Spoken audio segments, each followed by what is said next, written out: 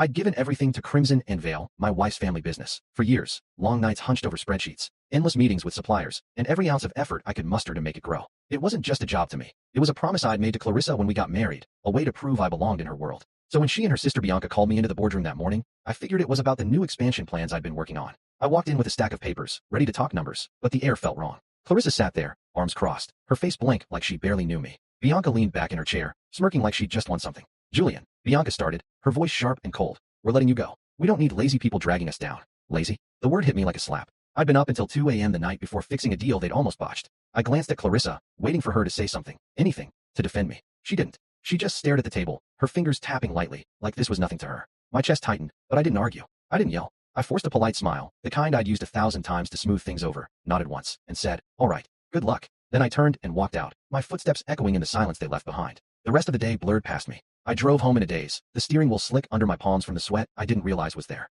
Our house, hers, really, with its marble floors and high ceilings, felt emptier than usual when I stepped inside. I dropped my keys on the counter and sank into the couch, staring at the ceiling. How could she do this? After 8 years of marriage, after all I'd poured into her family's company, she let Bianca fire me like I was some random hire off the street. My phone buzzed in my pocket, pulling me out of the spiral. It was a text from Marco, the accountant who'd been with me through every late-night budget crunch. Heard what happened. It read, I don't think they read your contract. I frowned, rereading the words. My contract. I hadn't thought about it since I signed it years ago, back when Raphael, Clarissa's dad, was still running things. What did Marco mean? I typed back a quick, what's in it? But he didn't reply right away. I leaned back, the gears in my head starting to turn. If there was something in there, something they'd missed, maybe this wasn't over yet. I got up and poured myself a glass of water, trying to shake the sting of Bianca's words. Lazy. I'd rebuilt their supply chain from scratch when it collapsed 3 years ago. I'd landed the Peterson account, the one that kept us afloat during that rough patch. And Clarissa, she knew all of it. She'd seen me stumble home exhausted, kissed me goodnight when I fell asleep at the kitchen table with my laptop still open. Yet today, she didn't even look at me.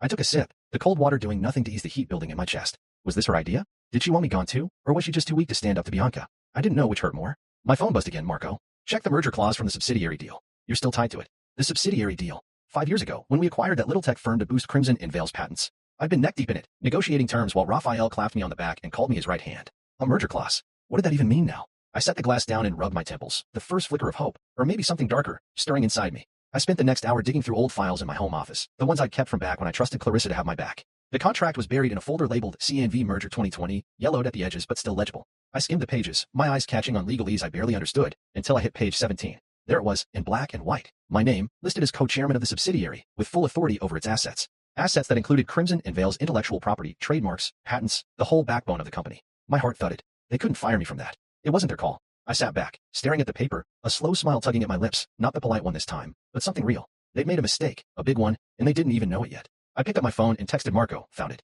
What now? His reply came fast, sit tight. Let them figure it out. I leaned back in my chair, the weight of the day shifting. They thought they'd cut me loose, but they just handed me the rope. All I had to do was wait. The morning after they fired me, I woke up to the sound of my phone ringing, cutting through the quiet of the house like a knife. I rolled over, the bed cold on Clarissa's side. She hadn't come home last night, probably crashing at Bianca's after their little victory. The screen lit up with Raphael Veil's name, her father, the man who'd built Crimson and Veil from nothing and trusted me with it when I married into the family.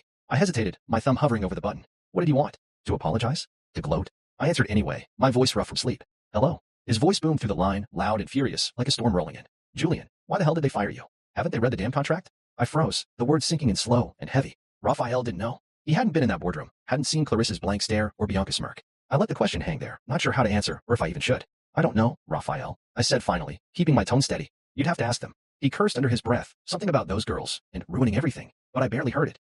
My mind was already racing back to that merger clause Marco tipped me off about, the one buried in my contract. Raphael's anger meant something big was coming, and I had a feeling I was holding the key to it. I got out of bed and shuffled to the kitchen, the phone still warm in my hand from the call. The house felt too big, too silent without Clarissa's usual chatter or the clink of her coffee mug. I made myself a pot of coffee, the smell filling the air as I replayed Raphael's words. Haven't they read the damn contract? He sounded panicked, not just mad, like he knew something they didn't. I poured a cup and sat at the table, staring out the window at the gray sky. Yesterday, I'd been blindsided, kicked out like trash. But now I was starting to see the cracks in their plan. That subsidiary deal from 5 years ago wasn't just some footnote, it was a lifeline, and I was still tied to it. Co-chairman of the IP holding, with control over everything that made Crimson and Veil worth a damn. I took a sip, the bitterness matching the taste in my mouth from how they treated me. If Raphael was this worked up, it meant Clarissa and Bianca had no idea what they'd stepped into, and I wasn't about to tell them. My phone buzzed again, a text from Marco this time. Raphael just called me too. He's losing it. Said the girl screwed up big. I smirked, typing back. He called me first. What's he saying? Marco's reply came quick, kept asking about the merger terms. Think he's worried about the patents. The patents. Of course. Crimson and Veil wasn't just a name. It was a brand built on tech designs and trademarks, all locked up in that subsidiary I'd helped acquire. Without my signature, they couldn't license anything, couldn't move forward on new deals. I set the phone down and leaned back, the coffee warming my hands. Yesterday, I felt like a fool, walking out of that boardroom with my tail between my legs. But today I was starting to feel like the one in control. Raphael's call wasn't just a rant. It was a warning, one Clarissa and Bianca hadn't heard yet. I wondered how long it'd take them to figure it out, how long before they came crawling back. I spent the rest of the morning pacing the house, my mind spinning with what ifs. What if they tried to fight it? What if they called their fancy lawyers? I didn't know much about legal stuff, but I knew enough to trust Marco and Raphael. If he was this mad, it meant the contract was ironclad. I stopped by the window again, watching a delivery truck rumble down the street. My whole life had been about keeping things steady, fixing problems at work, smoothing things over with Clarissa when she got stressed, even biting my tongue when Bianca snapped at me. But steady didn't matter anymore. They'd pushed me out, and now they were about to find out what that cost them. My phone rang again. Raphael, round 2. I picked up, ready this time. Julian, he said, quieter now, like he'd worn himself out. I'm sorry about this. I didn't know they'd pull something so stupid. I nodded, even though he couldn't see me. It's done, I said. But what's in that contract, Raphael? What's got you so riled up? He paused, then let out a dry laugh. You're still co-chair of the subsidiary. They can't run the company without you. I didn't say anything, just let that sink in. He was right, and they didn't even know it yet. I was still reeling from Raphael's call when the reality of it all started to settle in, heavy and real, like a weight I could feel in my bones. Clarissa and Bianca had fired me without a second thought, but now they were about to find out what that really meant. It was late afternoon when Marco texted me again. They're in a meeting with the lawyers. Word is, they just read the contract. I could picture it, Clarissa sitting stiff at the head of the table, Bianca pacing like a caged animal, both of them staring at those pages like they'd turned to poison. I didn't have to be there to know what they'd found.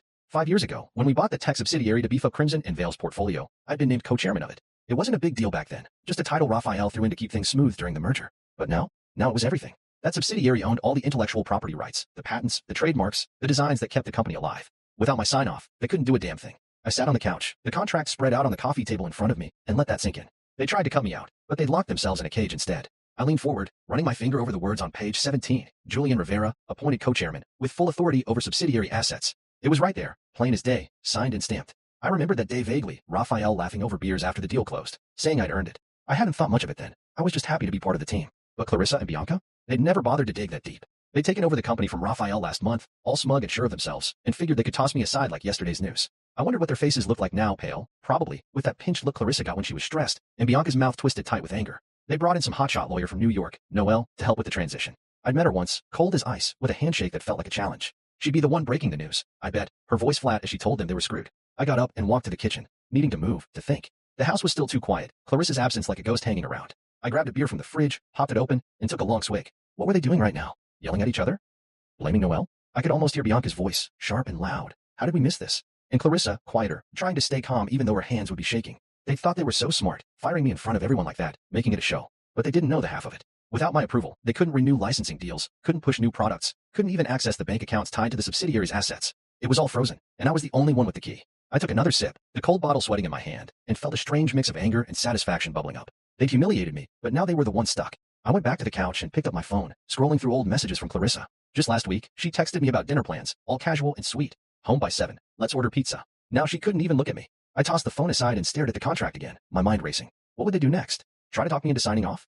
Threaten me? I didn't know Noelle well, but she struck me as the type to twist words into knots, looking for a loophole. Good luck with that. Raphael had made sure this thing was airtight. I leaned back, closing my eyes, and let myself imagine their panic. The board would hear about this soon, and the clients too. People would start asking questions, and Clarissa and Bianca wouldn't have answers. I wasn't sure what I'd do yet. Part of me wanted to watch it all burn. Part of me just wanted them to admit they were wrong. But one thing was clear, they'd underestimated me, and that was their biggest mistake. The beer was half gone when my phone buzzed again. Marco, with an update. Noelle's freaking out. Says they need your signature or the whole company's dead in the water. I smirked, setting the bottle down. Dead in the water. That sounded about right. They built their castle on sand, and I was the tide coming in. I didn't reply to Marco yet. I needed to think this through, figure out my next move. But for now, I just sat there, the contract in my lap, and let the quiet of the house wrap around me. They'd find out soon enough what it meant across me. And when they did, I'd be ready. I decided to keep my mouth shut after that complete silence, no matter how much they tried to pull me back in. The day after Marco's text about Noelle freaking out, my inbox started lighting up. First came an email from Bianca, short and snippy, like she was doing me a favor. Julian, we need to discuss your exit terms. Call me. Exit terms? I almost laughed. She still thought she was in charge, like I was some loose end she could tie up with a quick chat. I didn't reply. Then Clarissa texted, her words careful, like she'd rehearsed them. Can we talk? This got out of hand. Out of hand? She'd sat there while her sister called me lazy and kicked me out of the company I'd helped build. I stared at the message for a minute, my thumb hovering over the screen, but I didn't type anything back. I tossed the phone on the couch and walked away. They didn't deserve my words, not yet. If they wanted to squirm, I'd let them. I had the upper hand now, and I wasn't about to give it up just because they were starting to sweat. I needed to clear my head, so I drove into town, the familiar streets blurring past as I replayed everything in my mind. The contract, Raphael's call, Marco's updates, it was all piling up, but I wasn't ready to act. Not until I knew exactly what was happening on their end. I pulled into a little coffee shop I used to hit with Geraldine, Raphael's old assistant, back when we'd grab lunch between meetings. She'd always liked me, said I was the only one who treated her like a person instead of a secretary. On a whim, I called her. Julian, she answered, her voice warm and surprised. I heard what those girls did. You okay? I smiled despite myself. I'm fine, Geraldine. Just figuring things out. What's the word over there? She laughed, low and knowing. Chaos, honey. Absolute chaos. She told me clients were calling nonstop, confused about delayed contracts. Suppliers were holding shipments, waiting for approvals that weren't coming. Investors were spooked, whispering about pulling out. They're running around like headless chickens, she said. And that Noelle? She's snipping at everyone, but she's got no answers. I ordered a coffee while we talked, the barista sliding it across the counter with a nod. I took a sip, letting Geraldine's words paint the picture. Chaos. Good. They brought this on themselves, thinking they could toss me aside and keep everything running smooth. I thanked her and hung up, settling into a corner booth with my drink. The place was quiet, just a few people tapping away on laptops, the hum of the espresso machine in the background. I leaned back, staring out the window at the gray day outside. Clarissa's text kept nagging at me. This got out of hand. Like it was an accident, like she hadn't chosen to sit there and let it happen. I'd loved her once, really loved her. Those early years when we'd stay up late dreaming about the future, her head on my shoulder. But now she was a stranger, and I wasn't sure I wanted her back in my life, even if she begged. I took another sip, the coffee bitter on my tongue. They could send all the emails and texts they wanted. I wasn't budging. My phone buzzed again, another email, this time from Bianca, longer and dripping with that fake politeness she used when she was mad. Julian, we're trying to resolve this amicably. Ignoring us isn't helping. Let's meet and sort it out. Amicably. Right. Like firing me in front of the whole board was amicable. I deleted it without a second thought. Geraldine's voice echoed in my head, clients panicking, suppliers freezing up, investors walking away. That was their mess now, not mine. I didn't owe them a lifeline.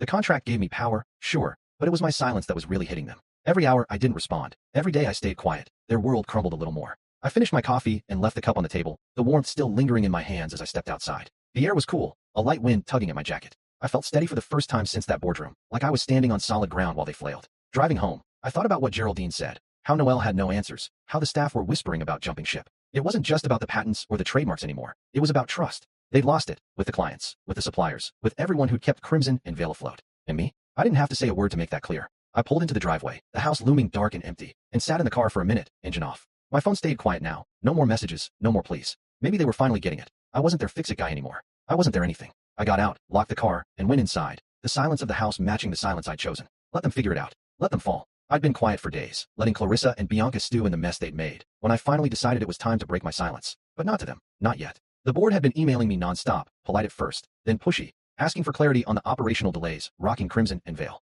I could have ignored them too, let the whole thing collapse under its own weight, but something in me wanted them to know exactly what was happening, and why. So I sat down at my desk, the contract spread out like a map, and typed up a reply. Not a rant, not a plea, just the facts, cold and clear, from me, Julian Rivera, co-chairman of the subsidiary they'd forgotten about. I laid it out. The merger clause from 5 years ago, my legal authority over the intellectual property, and how, without my signature, nothing could move. Not the trademarks, not the patents, not a single deal. I didn't ask for my job back or beg for forgiveness. I ended it with one line. I'm asking for accountability, not reinstatement. Then I hit send, copied every board member, and leaned back in my chair, the weight of it lifting just a little. They wanted me gone. Now they'd see what that cost. The house was still empty, Clarissa's absence a constant hum in the background, but I didn't mind it as much today. I got up and made myself a sandwich, ham and cheese, nothing fancy, while my phone stayed quiet. Too quiet, maybe. I figured the board was scrambling, passing my email around like a hot potato. Raphael had half of them in his pocket, old-timers who'd watched me grind for years, while the newer ones probably sided with Clarissa and Bianca, dazzled by their big talk. My email would split them down the middle, and I was fine with that. Let them argue. Let them pick sides. I took a bite of the sandwich, the bread sticking to the roof of my mouth, and wondered who'd crack first. Raphael had already called me twice since that first rant, leaving voicemails I hadn't answered yet. Julian, we need to fix this, he'd said in the last one, his voice rough. Fix it? He'd handed the company to his daughters, and they'd broken it. That wasn't my problem anymore. By evening, my phone started buzzing again, text from Marco, who'd somehow become my eyes and ears without me even asking. Board's freaking out, he wrote. Half want to bring you back, half think the girls can lawyer their way out. I smirked, typing back. Let them try. Noelle might be sharp, but she couldn't rewrite a contract that had been signed and sealed years ago. I set the phone down and walked to the window, the sky turning orange as the sun dipped low. Rumors were starting to swirl, Marco said. Whispers that the board might offer me full control of the IP arm, cut Clarissa and Bianca out completely. I didn't know if I wanted that. Part of me did. Sure, the part that still stung from Bianca's lazy jab and Clarissa's cold stare. But another part just wanted them to admit they'd screwed up, to look me in the eye and say it. I crossed my arms, watching a car roll by outside. Power was nice, but accountability? That was better. I went back to my desk, the sandwich half-eaten on a plate, and pulled up my email again.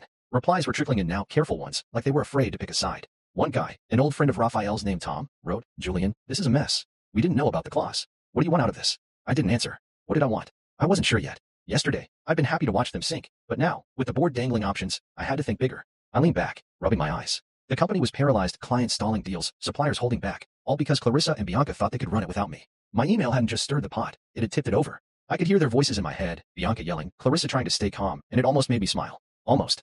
The night stretched on, and I didn't sleep much, just sat there with my thoughts and the hum of the fridge in the background. Marco texted again around midnight. Heard Raphael's pushing for a meeting. "Wants you in the room." I didn't reply. A meeting sounded like a trap. Get me in. Smooth talk me into signing something. Pretend it never happened. But the board splitting? That was real. If Raphael's half won out, I could come back on my terms, not theirs. I got up, grabbed a glass of water, and stood in the kitchen, the cold tile under my feet grounding me. They'd fired me like I was nothing, but now I was everything. The leverage was mine, and I wasn't giving it up cheap. Let them fight it out. Let them beg. I'd wait. I was in the middle of making coffee, the pot gurgling on the counter, when my phone rang, Clarissa's name flashing on the screen. I stared at it for a second, the sound cutting through the quiet morning like a warning. She hadn't called since the firing, just sent those careful texts I'd ignored. Part of me wanted to let it ring, keep the silence I'd been holding on to, but curiosity got the better of me. I picked up, keeping my voice flat. Yeah. There was a pause, then her voice came through, softer than I expected, strained like she hadn't slept. "Julian, can we meet? Please." I didn't say anything right away, just let her words hang there. Meet? After everything? I could hear the desperation under her tone, the crack in that cool front she'd kept up in the boardroom. "Why?" I asked finally, leaning against the counter. She sighed, a shaky sound. "This whole thing, it's a misunderstanding. I want to fix it. A misunderstanding." I almost laughed, but I didn't. I just said, "Okay. Noon. That place on 5th. She agreed quick, like she was afraid I'd change my mind, and hung up. I set the phone down, the coffee smell filling the air, and wondered what she'd try to pull. I got to the restaurant early, a little spot we used to go to back when things were good, with tables, soft lighting, the kind of place that felt warm once. Now it just felt like a stage for whatever this was. I sat in a corner booth, sipping water, watching the door. Clarissa walked in right on time, her coat pulled tight around her, her face pale and tired. She saw me and forced a smile, the kind that didn't reach her eyes, then slid into the seat across from me. "Hey," she said, her voice light, like we were just catching up. I nodded, keeping my expression blank. "Hey." She fidgeted with her napkin, then leaned in a little. "Julian, I'm sorry about how this went down. It wasn't supposed to be like that." I raised an eyebrow, waiting. She kept going, her words tumbling out now. "Bianca pushed for it, and I didn't know how to stop her. We can work this out, right? You don't have to freeze everything." I listened, my hands still on the table, not smiling, not moving. She was trying to charm me, like she used to when she'd messed up, big eyes, soft voice, all of it.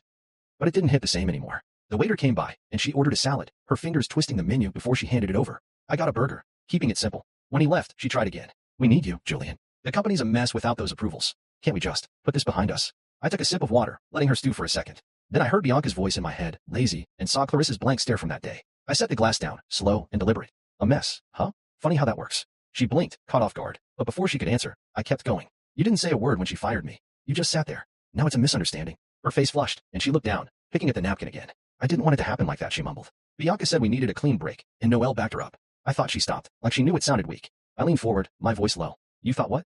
That I'd just take it?" She didn't answer right away, and then the food came, breaking the tension for a second. I took a bite of the burger, chewing slow, watching her poke at her salad like she'd lost her appetite. She glanced up, trying a new angle. "Bianca's the one who pushed it. She convinced me it was best for the company. Noelle said it was legal." I swallowed, setting the burger down. "Noelle's wrong. And Bianca doesn't get to pin this on anyone. You both signed off on it." Her eyes widened, like she hadn't expected me to push back so hard. "Julian, please," she said, her voice cracking. "We can fix this. Just sign off on the IP stuff, and we'll figure out a role for you."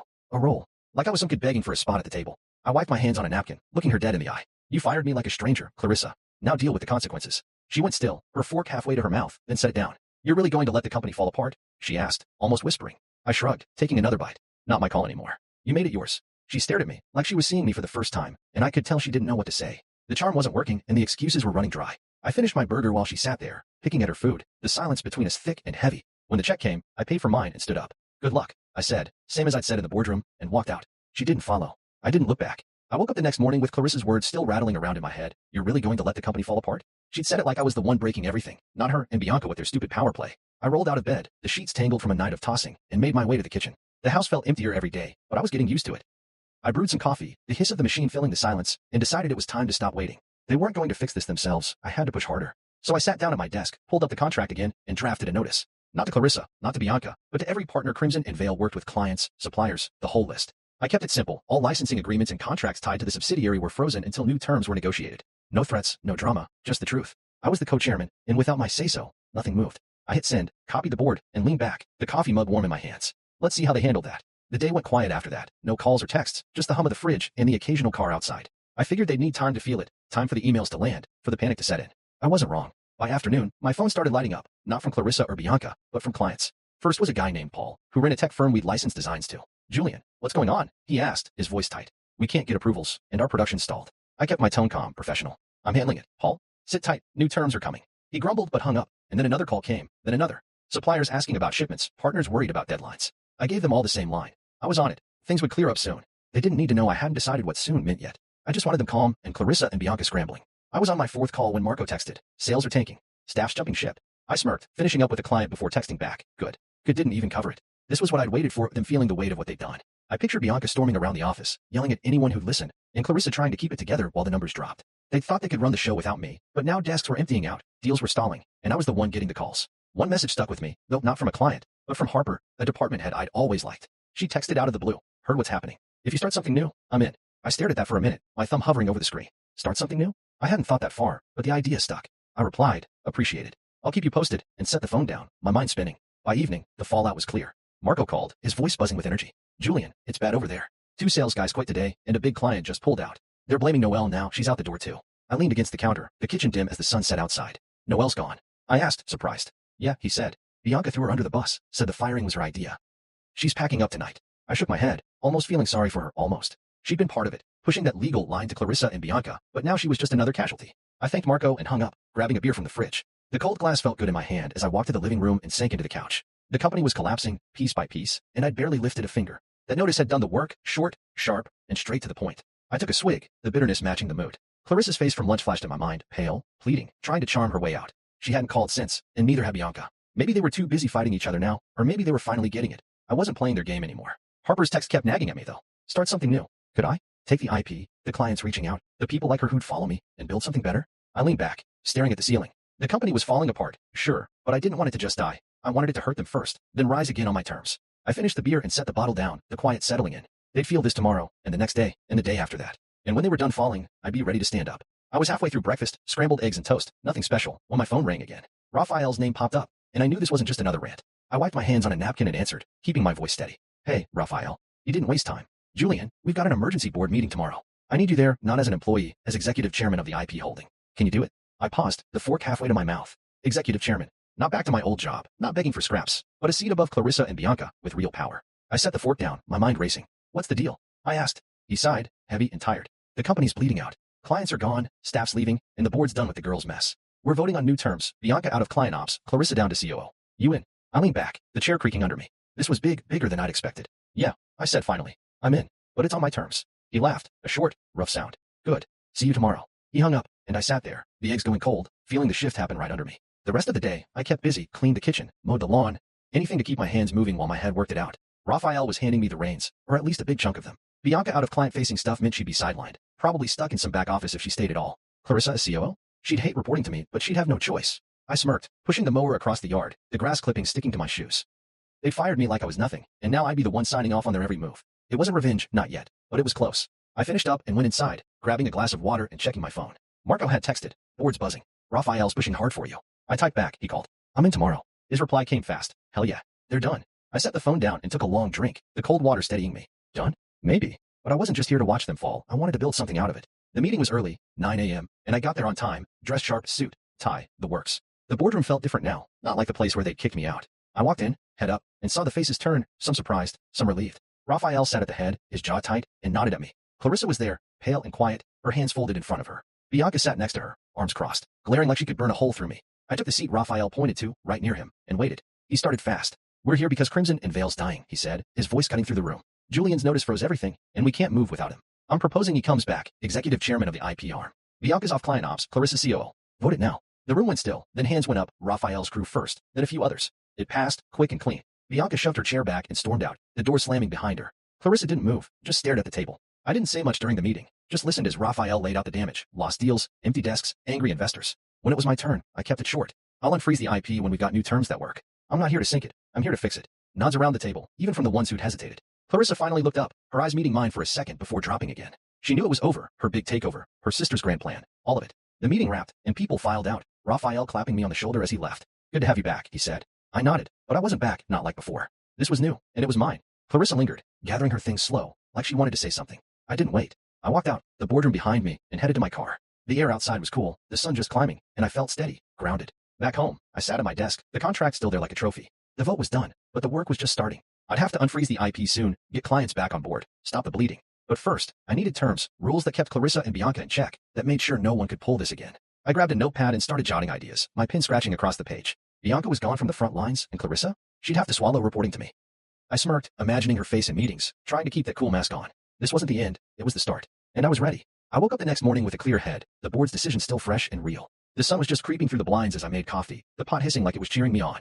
Executive chairman, those words kept rolling around in my mind, heavy but good. Clarissa and Bianca had tried to shove me out, But now I was back, higher up than ever, and they couldn't touch me. I took my mug to the desk, the contract still sitting there, and started planning. The company was a mess, clients gone, staff thin, sales flat. But I wasn't here to just patch it up. I wanted it stronger, better, and free of the entitled nonsense they brought in. I pulled out my laptop and started typing, laying out a new structure, merit-based hires, clear rules, no more family favors. Clarissa could stay as COO, but she'd answer to me now, and Bianca? Her apology email came in overnight. Julian, I'm sorry, let's talk, but I didn't bother replying. She was out of the game, and I had work to do.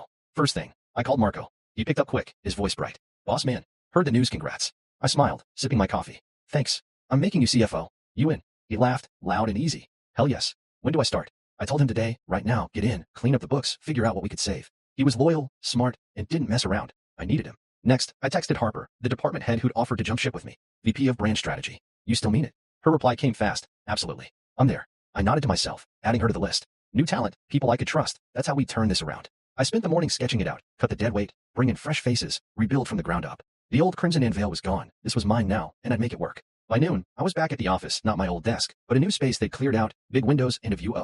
Clarissa was already there, sitting in a meeting room with some of the staff, her face tight but professional. I didn't go in, just watched through the glass for a second. She glanced up, saw me, and looked away fast, like she couldn't hold it. Good. Let her feel it. I settled into my chair and started emails. Clients first, short and straight. IPs unlocking soon, new terms coming, stick with us. A few replied quick, relieved, saying they'd wait. Then suppliers, same deal, we're sorting it, shipments resume next week. The responses piled up, cautious but hopeful, and I could feel the tide turning. This wasn't just about holding power, it was about using it right. Afternoon hit, and I called the first meeting, me, Marco, Harper, and a few others I'd cherry-picked from the old crew. Clarissa had to be there too, part of her COO gig, and she walked in last, her heels clicking sharp on the floor. She sat across from me, hands folded, eyes on the table. I didn't waste time. We're restructuring, I said, passing out my notes. Merit hires, no favoritism. Marco CFO, Harper's VP of brand. Clarissa, you'll handle ops, daily reports to me. She nodded once, quick and stiff, not arguing. Marco grinned, flipping through the pages, and Harper leaned in, already tossing out ideas. We went for hours, budgets, timelines, new branding plans, building something real while Clarissa sat quiet, taking notes. She tried to keep her dignity, her voice steady when she spoke, but I could see it wearing on her. Every decision ran through me now, and she couldn't dodge that. After, Marco hung back, clapping me on the shoulder. This is solid, Julian. We've got a shot. I nodded, stacking my papers. Yeah, just keep the numbers tight. He left, and I stayed, watching the office empty out. Clarissa lingered too, gathering her stuff slow, like she was working up to something. Finally, she came over, her voice low. This how it's gonna be? You calling every shot? I looked at her, calm and steady. You wanted me out. This is what you get instead. She swallowed, her jaw tight, then turned and walked away. I let her go, the door clicking shut behind her. She'd stay in line, she had to, or she'd lose what little she had left. I wrapped up late, the sky dark outside, and drove home, the radio off, just my thoughts for company. The company was shifting, new blood, new rules, and me at the top. I'd given Geraldine a call earlier, offered her a fat exit package to retire happy, and she'd cried, saying I was the best of them. Maybe I was. I pulled into the driveway, the house still quiet, but it didn't feel so hollow now. This wasn't about revenge anymore. It was about making something that lasted, something they couldn't ruin. I'd keep Clarissa on a leash, ignore Bianca's groveling, and build it my way. Tomorrow, I'd start again, and it'd be better than they ever dreamed. I woke up early, the house still dark, and felt a quiet kind of strength settling in me. Something steady, like the ground after a storm. Months had passed since the board meeting, since I'd taken the reins as executive chairman, and Crimson and Veil was finally breathing again. I made coffee, the familiar gurgle filling the kitchen, and thought about how far we'd come. Clients were back, loyal and steady, their trust rebuilt with every deal I'd signed off on. Investors had returned too, pumping money in once they saw the numbers climb. Clarissa stayed distant, doing her job as COO but never pushing me, never daring to step out of line. Bianca was long gone, her apology email still unanswered in my inbox. I didn't need her groveling, I'd moved past it. Today wasn't about them anymore. It was about locking in a legacy, making sure no one could ever be tossed aside like I was. I sat at my desk, the contract still there like an old friend, and started writing the final piece, new bylaws, a clause to protect the company and me for good. The office was buzzing when I got in, the air alive with people who actually wanted to be there. Marco had the books in shape, his grin wide as he waved me over. Numbers are up again, he said, sliding a report across my desk. Best quarter in years. I nodded, flipping through it, sales strong, costs down, everything clicking. Good work, I told him, and meant it. He'd stepped up, just like Harper had, her new branding rolling out smooth and sharp, pulling in clients we'd never touched before. I built a team, not a family dynasty, and it showed. Clarissa was in her office, door closed, probably going over the ops reports I'd asked for. She sent them every day now, on time, no excuses, professional, but cold. I didn't care. She'd lost her chance to be anything else to me. I turned back to my screen and kept typing, the bylaws taking shape, rules for fair hires, clear authority, a legacy clause that tied the IP to merit, not blood. No one would pull what they did again. Mid-morning, I called a quick meeting, just me, Marco, Harper, and a couple board reps Raphael had sent. Clarissa had to sit in too, her chair squeaking as she settled across from me. I laid out the bylaws, keeping it simple. This protects us, I said, passing copies around. No more power grabs, no more firing people without cause. The IP stays with the company, but only under leadership that earns it. Marco nodded, skimming the pages. Smart. Locks it tight. Harper chimed in. Clients will like the stability. The board guys agreed, one scribbling notes, the other just saying, Raphael's on board. Clarissa stayed quiet, her pen tapping the table once, twice, then stopping. I didn't look at her long, just enough to see her jaw tighten, then relax. She knew this boxed her in, kept her from ever climbing back to where she'd been. Good. The vote was fast, unanimous, and I signed it right there, the pen heavy in my hand. It was done. After, I walked the floor, something I'd started doing to keep things real, talking to staff, hearing them out. They smiled now, not the fake kind from before, but real ones, like they trusted me. One guy, a new hire, stopped me. Thanks for this, Julian. Feels different here. I clapped his shoulder, said, that's the point, and kept going. The place hummed, phones ringing, keyboards clicking, deals closing. I'd unfrozen the IP weeks after the board vote, renegotiated terms with clients myself, and watched it all snap back. Suppliers shipped on time, investors called me direct, and the company thrived, not because of Clarissa's name or Bianca's bluster, but because I'd made it work. I stopped by the window, looking out at the street below, the sun high and bright. This was mine now, built on my terms, and it felt right. Evening came, and I stayed late, finishing up emails, thank yous to clients, updates to the board. Clarissa left without a word, her office dark when I passed by. I didn't mind the quiet, it gave me space to think. The bylaws were filed, the legacy clause locked in. No one could be discarded like I was, not without a fight. I leaned back in my chair, the desk lamp casting a soft glow, and let myself smile, not the polite one I'd used that day they fired me, but a real one, small and sure. Revenge hadn't been the goal, not in the end. I'd wanted them to feel it, sure, and they had, Bianca sidelined, Clarissa humbled. But this was better. I'd taken their mess and turned it into something stronger, something that'd last. I shut down my computer, grabbed my coat, and headed out, the office silent behind me. Driving home, the city lights blurred past, and I felt lighter than I had in months. The house was still empty, but it didn't weigh on me now. I'd rewritten the rules, set the terms, and kept that polite smile for when I needed it. Tomorrow, I'd keep building, and they'd never forget who held it together.